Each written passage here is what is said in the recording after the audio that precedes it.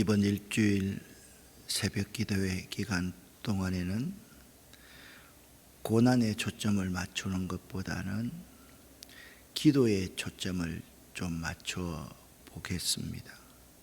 우리가 첫째 날 이번 일주일 기도할 때 꼭 기억하고 생각할 일이 무엇인가, 그 점을 여러분과 함께 나누도록 하겠습니다. 하나님 말씀은 야고보서 1장 1절부터 8절까지의 말씀 함께 합독하겠습니다.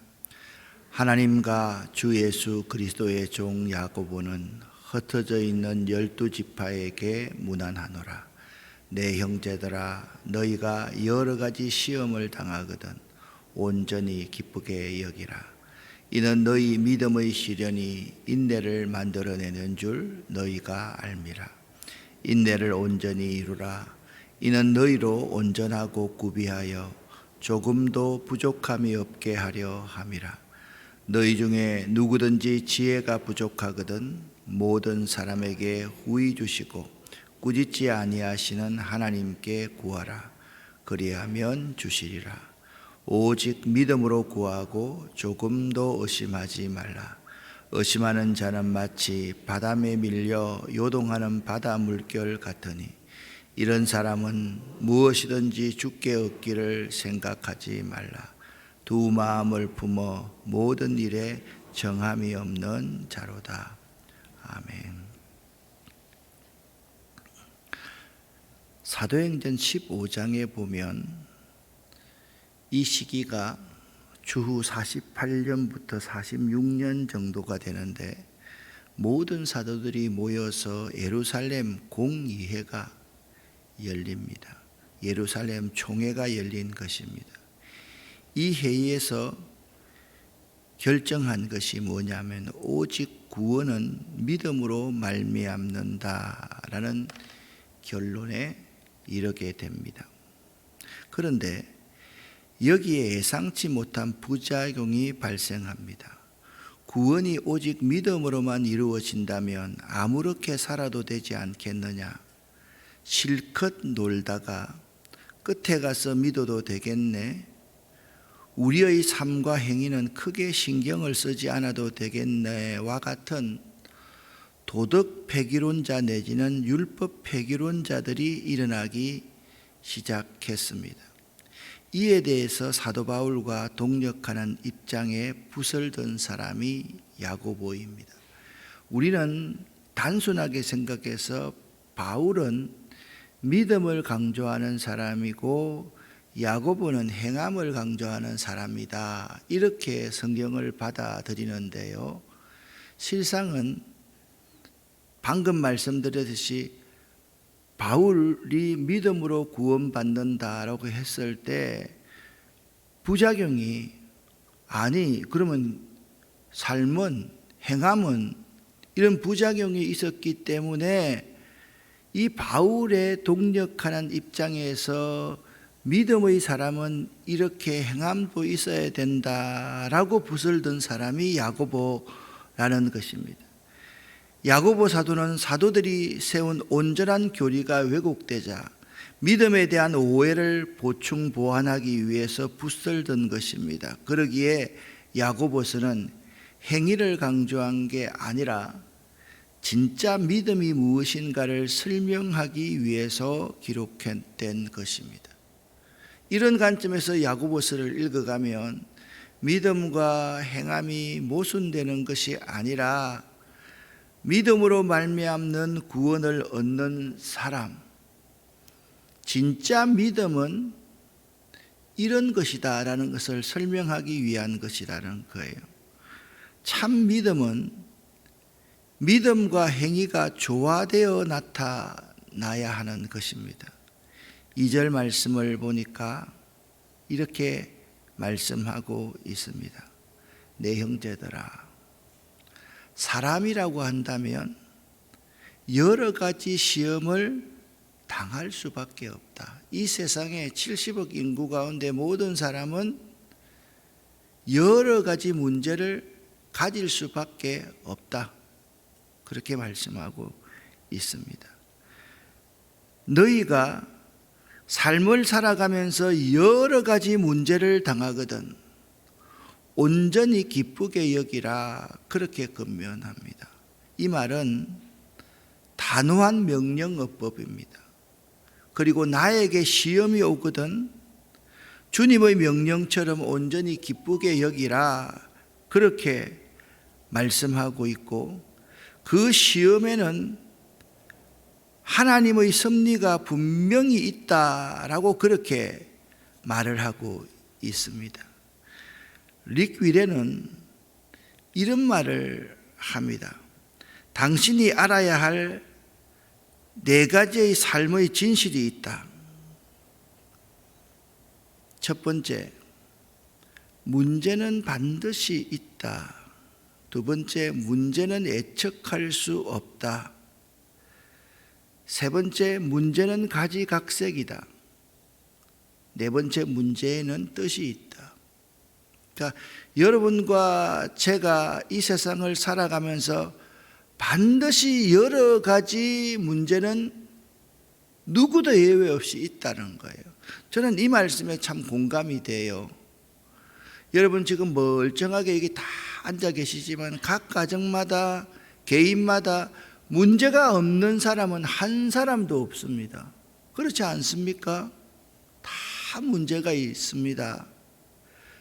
그런데 우리에게 생기는 문제를 예측할 수 있는 사람도 한 사람도 없는 거예요. 그리고 문제는요, 가지각색입니다. 다 다를 수가 있습니다. 그리고 문제는요, 한 가지만이 아니라 여러 가지입니다. 그런데 우리가 여러 가지 문제를 만났을 때 온전히 기뻐할 수 있는 이유가 무엇이냐? 그 여러 가지 문제 중에는 반드시 하나님의 뜻이 내포되어 있다라는 점입니다. 할렐루야. 그걸 우리가 알아야 온전히 기뻐할 수 있는 거예요. 온전히 기뻐하려면 나에게 다가오는 여러 가지 상황과 여건과 환경의 문제들이 있다는 거예요. 세상 사람들이 이해할 수 없는 각양각색의 문제들이 있는데 그 문제를 만나거든 그 문제 속에 하나님의 섭리, 하나님의 뜻이 있을 수 있으니까 온전히 기뻐해 보아라. 그렇게 단호하게 명령하고 있는 것입니다. 3절 4절입니다. 함께 읽어보겠습니다.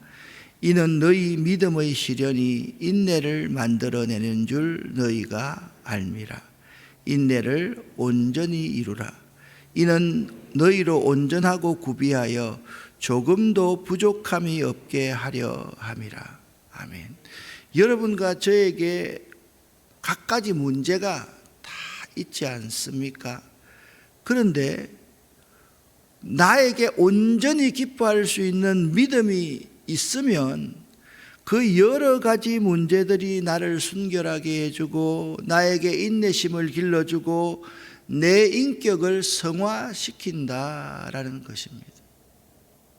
그게 하나님의 뜻 가운데 그래 그때는 그 문제 때문에 내가 죽을 것 같았는데 지나가 보니까 그 문제 가지고 하나님이 나를 핸들링하고 나를 지도하고 나를 교훈하고 나를 낮추고 나를 참게 하고 그렇게 하시더라라는 겁니다. 이걸 깨달아 앉는 것이 뭐냐? 지혜다. 지혜다. 모든 사람에게 여러 가지 각양각색의 내가 예측할 수 없는 문제들이 있는데 이 문제 속에 하나님의 뜻이 있다. 하나님의 교훈이 있다. 하나님의 귀한 축복의 시그널이 있다. 그 사실을 깨달아 아는 것이 지혜라는 거예요. 할렐루야. 이 지혜는 뭐냐? 하늘로부터 우리에게 주어지는 것이다. 5절부터 8절까지 말씀을 함께 읽어보겠습니다. 너희 중에 누구든지 지혜가 부족하거든 모든 사람에게 후히 주시고 꾸짖지 아니하시는 하나님께 구하라. 그리하면 주시리라. 오직 믿음으로 구하고 조금도 의심하지 말라. 의심하는 자는 마치 바람에 밀려 요동하는 바다 물결 같으니 이런 사람은 무엇이든지 주께 얻기를 생각하지 말라. 두 마음을 품어 모든 일에 정함이 없는 자로다. 아멘. 그렇습니다. 인간의 지혜는요, 항상 불완전하여서 온전한 인내를 이룰 수 없을 뿐만 아니라 인간의 지혜로는 환난 가운데서 기뻐하는 마음을 가지는 것이 불가능하다. 그러니 시련을 온전히 이기기 위해 여러분이 지금 맞이하고 있는 여러 가지 문제를 온전히 극복하기 위해서 나에게 필요한 것이 뭐냐면 하나님으로부터 오는 지혜가 필요하다라는 거예요.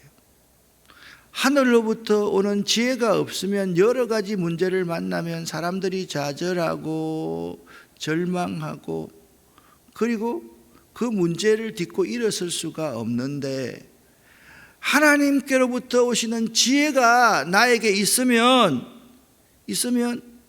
그 문제를 직면하게 되고 그 문제를 극복할 수 있게 되고 그 문제를 뛰어넘어서 그 문제 속에 계신 하나님이 나를 향한 놀라운 사랑과 계획을 깨달아 알 수 있게 된다. 그렇게 말씀하고 있는 거예요. 그렇습니다. 하나님으로부터 오는 지혜는 과학적인 지식이 아니고 합리적인 지식이 아니고 하나님의 뜻을 깨달아서 바른 신앙생활을 하도록 한다라는 것입니다. 이 지혜는요, 솔로몬이 구했던 지혜와 동일한 것으로서 이런 지혜를 통해서 믿음을 가지는 자들은 시험이 올 때 적절하게 대처할 수 있게 됩니다. 할렐루야. 그렇습니다. 그런데 우리가 믿는 하나님은 어떤 하나님이냐? 후히 주시고 그 지혜를 구하는 자에게 모든 여러 가지 문제가 있는데 이 문제를 대할 때 A도 똑같은 대응을, B도 똑같은 대응을, C도 똑같은 대응을 할 수 없다라는 거예요. 나에게 100가지 문제가 있으면 100가지 각각 다 다르게 대응해야 될 때가 많다는 거예요. 그럴 때 하나님은 인색하지 않고 그 문제에 대응할 수 있는 지혜를 후히 주신다. 그리고 우리가 똑같은 방법으로 어리석게 구해도 결코 꾸짖지 아니하시는 하나님이다. 여기에 하나님의 성품을 잘 나타내주고 있는 거예요. 자, 오늘 말씀에서 나타난 하나님은 어떤 하나님입니까? 우리가 어떤 문제에 직면하여서 하나님께 지혜를 구하여도 그 구하는 방법이나 여러분이 구하는 여러 가지 상황에 좀 유치하다 할지라도 하나님은 간구하는 자에게 항상 후히 주시는 분이고, 할렐루야, 꾸짖지 아니하시는 분이다. 이 사실을 묵상하면서 일주일 동안 하나님 앞에 한번 서보자라는 거죠. 그렇습니다. 응답받는 기도는요, 믿음으로 하나님께 구하는 기도입니다. 그 믿음은요, 지혜를 구하는 그리스도인들에게 하나님께서 반드시 응답해 주신다는 약속을 확신하고 신뢰하는 것입니다. 그러니까 내가 믿는 하나님은 내가 여러 가지 문제를 만나서 그 문제를 극복하기 위해서, 이기기 위해서 구할 때 따라하십시오. 반드시 응답해 주신다. 아멘. 그 약속을 확신하면서 기도하는 것이 믿음으로 구하는 거예요. 다시 한번, 내 기도를 하나님은 반드시 응답해 주신다. 아멘. 믿으십니까? 믿으십니까? 믿으십니까? 믿으시기를 예수 이름으로 간절히 축원합니다. 따라서 우리들은요, 기도하기 전에 먼저 하나님의 약속, 하나님의 말씀에 대한 신뢰, 그러니까 기도하기 전에 반드시 있어야 되는 것은 뭐냐 하면, 내가 어떤 기도를 해도 하나님은 내 기도를 반드시 응답해 주시는 분이시다. 그걸 확인하면서 기도해라는 거예요. 뒤에 문제가 나오기 때문에 더 이상은 설명하지 않겠습니다. 6절 말씀, 여기 이렇게 말하고 있습니다. 믿음으로 구하고, 믿음으로 구한다는 것은 어떤 뜻이라 그랬습니까? 하나님께서 약속하신 그 약속을 반드시 이루어 주신다는 확신과 신뢰를 가지고 구한다는 거예요. 하나님이 어떤 분인지를 알고 구한다는 거예요. 우리가 의심하지 말아야 합니다. 여기 의심하다라는 헬라어 디아크레노메스라는 단어는 어떤 문제에 대해서 양쪽에서 저울질하는 것을 나타내는 것이 의심한다라는 단어의 의미입니다. 이 말은 심리적으로 두 마음을 품어 분리된 상태, 즉 마음속에서 의심하는 것에 대한 생생한 묘사라는 겁니다. 그러니까 저울질하는 거예요. 이건 해 주실 것 같고 이건 안 들어주실 것 같아. 왜 그렇게 저울질하는지 모르겠어요. 이건 될 것 같고 이건 안 될 것 같아. 기도하는 사람이 그렇게 말하면 그 사람이 정말 기도하는 자세인가요? 조 목사님 딸내미가 아진이고요, 홍 목사님 아들내미가 이음입니다. 그 애들이요, 저를 부를 때 할아버지 목사님이라고 부르거든요. 할아버지 안 같죠? 할아버지 목사님이라고 불러요. 근데요, 그 애들은 있잖아요, 오늘 내가 돈 10,000원 줘도요 그냥 고맙습니다 하고 딱 받아가지고 그냥 가버리고, 또 다음에 또 10,000원 줘도 고맙습니다 하고 받아가버리고. 근데 그 애들이 와가지고 할아버지 목사님 돈 고마워요, 감사해요, 다음에 갈 때 염치가 없었어요, 이제 안 받을게요. 그 애들이요, 애들 아니잖아요. 하나님은 절대자이고 우리는 상대적인 존재잖아요. 절대자 하나님 앞에 선 상대적인 우리들이 하나님 앞에 딱 가가지고 들어줄까? 안 들어줄까? 이건 들어줄 것 같고 이건 안 들어줄 것 같고, 할아버지 목사님이 오늘은 돈이 없을 것 같고 돈이 있을 것 같고, 이렇게 생각하면 안 된다는 거예요. 의심한다는 것은 두 가지 문제에 대해서 철저하게 저울질하는 것을 의미하는 거예요. 또한 우리들이 기도하기 전에 반드시 기억하고 생각해야 할 것은 뭐냐 하면, 우리가 어떤 문제에 대해서 양쪽에서 저울질하고 있지 않는가, 내가 두 마음을 품고 있지 않는가, 내가 하나님의 응답에 대해서 의심하고 있지 않는가에 대해서 기억하고 생각하면서 이번 일주일 동안은 기도해 보자. 그래서 이번 일주일 동안 여러분과 제가 기도하면서 기억하고 생각해야 할 것이 5가지가 있는데, 첫 번째, 같이 한번 읽어보겠습니다. 나는 기도하기 전에 먼저 하나님의 약속에 대한 전적인 신뢰를 갖고 있는가? 나는 기도하기 전에 하나님에 대한 절대적인 믿음이 있는가? 나는 기도하는 문제에 대해 양쪽에서 저울질하고 있지는 않는가? 나는 기도하면서도 두 마음을 품고 있지는 않은가? 나는 기도하면서 하나님의 응답에 대해 의심하고 있지는 않은가? 이 5가지를 생각하고 한 가지를 비워둔 것은 여러분이 혹시나 생각나는 기도할 때에 기억하고 생각해야 될 것이 있으면 한번 채워 넣어 보라라는 말씀입니다. 자, 이걸요, 여러분이 오늘 제가 말씀을 보내드리면 이 부분을 캡처를 딱 해서 이번 일주일 동안은 반드시 이걸 기억하고 생각하면서 기도하자. 기억하고 생각하면서 기도하자. 하나님의 약속에 대한 전적인 신뢰를 갖고 있는가? 하나님에 대한 절대적인 믿음이 나에게 있는가? 내가 혹시나 문제에 대해서 저울질하고 있지는 않은가?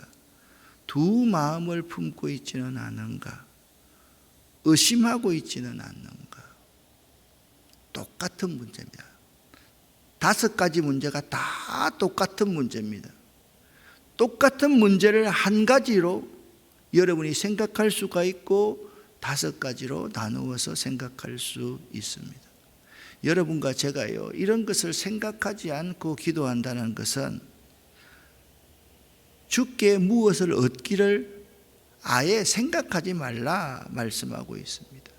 이런 사람은 기도할 때 의심하는 사람입니다. 의심하는 사람은 하나님께서 응답해 주실 것이라는 확신이 없기 때문에 결국 하나님께로부터 아무것도 받을 수가 없다. 이것을 두 마음을 품어 모든 일에 정함이 없는 자로다라고 8절은 말씀하고 있습니다. 여기 두 마음은 야고보서에서만 2번 나오는 마음입니다. 아마 이 야고보가 고난 당하고 있는 초기 교인들에게 설교할 때마다 많이 쓰는 단어가 두 마음이 아니었을까라는 생각을 해봅니다. 2가지 방법이나 생각에서 결정을 내리지 못하는 기도 결정 장애자와 같은 마음을 가지고 있는 사람이 두 마음입니다. 이런 사람은 하나님을 떠나기 쉬운 사람들이죠. 사랑하는 아름다운 교회 성도 여러분, 지혜가 축복의 통로입니다. 지혜는 하나님께서만 주시는 축복입니다. 지혜를 받으려면 후히 주시고 꾸짖지 아니하시는 하나님께 기도해야만 합니다. 이번 일주일 기도할 때 꼭 이것들만 생각하고 기억하고 기도할 수 있기를 예수 이름으로 간절히 축원합니다. 축원합니다. 축원합니다. 기도하겠습니다. 살아계신 하나님 아버지요, 이번 일주일 동안 저희들이 고난에 대한 묵상을 하면서도 기도의 깊은 세계로 빠져들어갈 수 있기를 원합니다. 저희들이 꼭 기억하고 생각해야 할 것들 5가지, 우리가 꼭 이것들을 기억하고 생각하면서 기도할 수 있도록 도와주시옵소서. 그래서 하나님의 응답을 우리에게 있는 여러 가지 문제들에 대한 하나님의 응답을 꼭 받고 확신하며 살아갈 수 있는 우리들이 되기를 원합니다. 하나님 도와주시옵소서. 하나님 역사하여 주시옵소서. 하나님의 성령을 우리들에게 부어 주시옵소서. 예수 그리스도 이름으로 축복하옵고 간절히 기도 올립니다. 아멘.